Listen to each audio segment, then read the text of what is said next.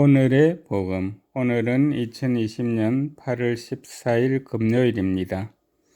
오늘의 독서는 에제키엘 연서의 말씀 16장 1절에서 63절입니다. 주님의 말씀이 나에게 내렸다. 사람의 아들아, 예루살렘에서 자기가 저지른 역겨운 짓들을 알려주어라. 너는 말하여라. 주 하느님이 예루살렘에게 이렇게 말한다. 너의 혈통과 태생으로 말하자면 너는 가나안 땅 출신이다. 너의 아버지는 아모리 남자고 너의 어머니는 히타이트 여자다. 네가 태어난 일을 말하자면 네가 낳은 날 아무도 네 탯줄을 잘라주지 않고 물로 네 몸을 깨끗이 씻어주지 않았으며 아무도 네 몸을 소금으로 문질러 주지 않고 포대기로 싸주지 않았다. 너를 애처롭게 보아서 동정심으로 이런 일을 하나라도 해주는 이가 없었다. 오히려 네가 낳은 날 너를 싫어하여 들판에 던져버렸다.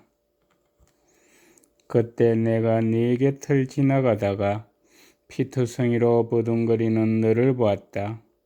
그래서 내가 피투성이로 누워있는 너에게 살아남아라 하고 말하였다. 그러고 나서 너를 들의 꽃처럼 자라게 하였더니 네가 크게 자라서 꽃다운 나이에 이르렀다. 젖가슴은 또렷이 드러나고 털도 다 자랐다. 그러나 너는 아직도 벌거벗은 알몸뚱이였다.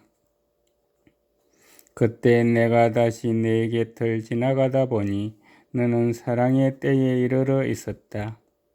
그래서 내가 옷자락을 펼쳐 네 알몸을 덮어주었다. 나는 너에게 맹세하고 너와 계약을 맺었다. 주 하느님의 말이다. 그리하여 너는 나의 사람이 되었다. 나는 너를 물로 씻어주고 네 몸에 묻은 피를 닦고 기름을 발라주었다. 수놓은 옷을 입히고 돌고래 가죽신을 신겨주었고 아마포 띠를 메어주고 비단으로 너를 덮어주었으며 장신구로 치장해 주었다. 두 팔에는 팔찌를, 목에는 목걸이를 걸어주고 코에는 코걸이를, 두 귀에는 귀걸이를 달아주었으며 머리에는 화려한 멜류관을 씌워주었다.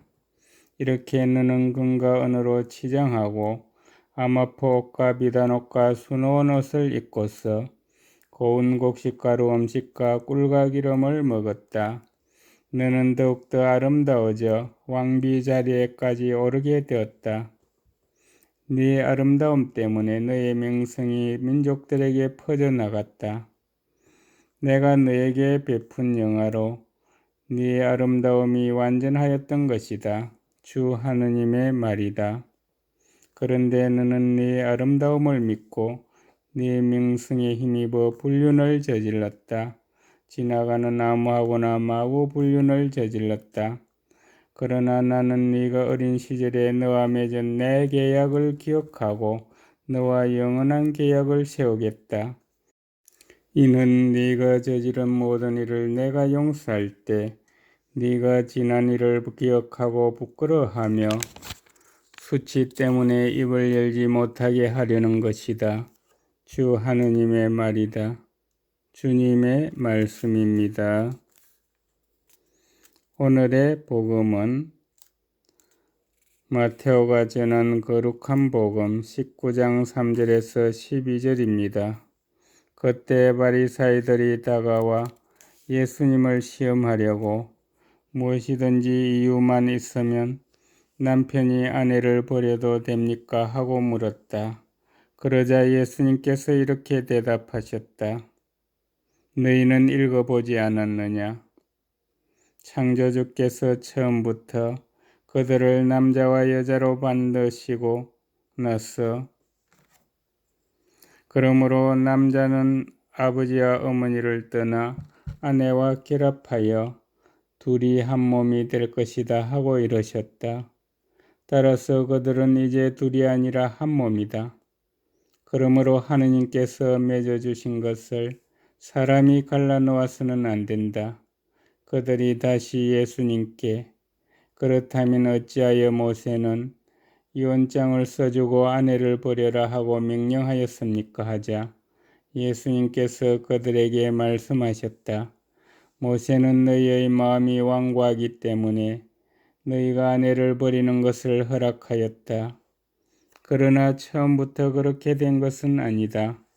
내가 너희에게 말한다. 불륜을 저지른 경우 외에 아내를 버리고 다른 여자와 혼인하는 자는 간음하는 것이다.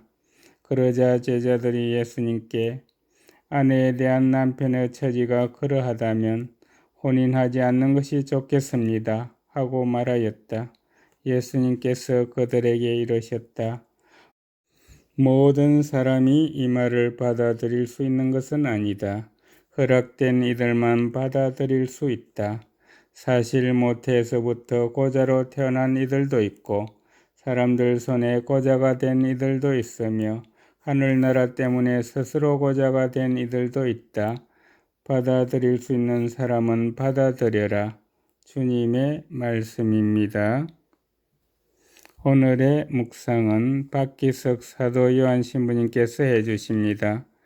조선시대에는 남성만이 이혼할 수 있는 권리가 있었습니다.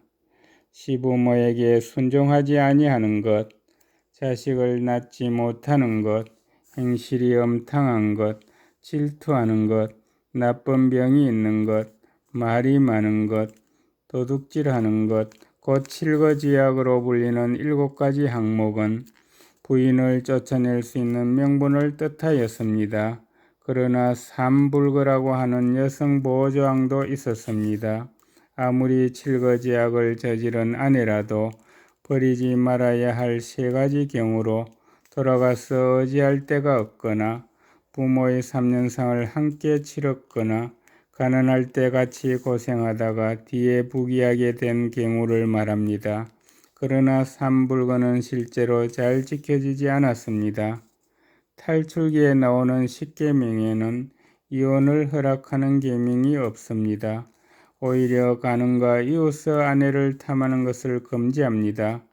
오늘 복음에서 바리사이들이 예수님께 시비 거는 이혼장에 대한 규정은 신명기에 나옵니다. 사실 신명기의 이 규정은 무엇보다 사회적인 의미를 지닙니다.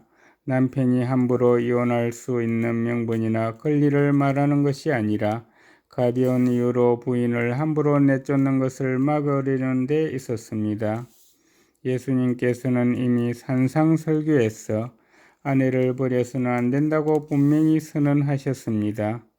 율법을 없애러 오신 것이 아니라 완성하러 오신 예수님께서 창조주 하느님의 처음 의도대로 남녀의 결합이 가지는 존엄성을 회복시키고자 말씀하신 것이 오늘의 복음입니다. 하느님께서 맺어주신 것을 사람이 갈라놓아서는 안 된다. 불교에서는 수백 급의 인연이 쌓여야 비로소 부부의 인연이 맺어진다는데 예수님의 혼인선언이야말로 부부가 영원히 간직해야 할 큰 계명이 아닐 수 없습니다.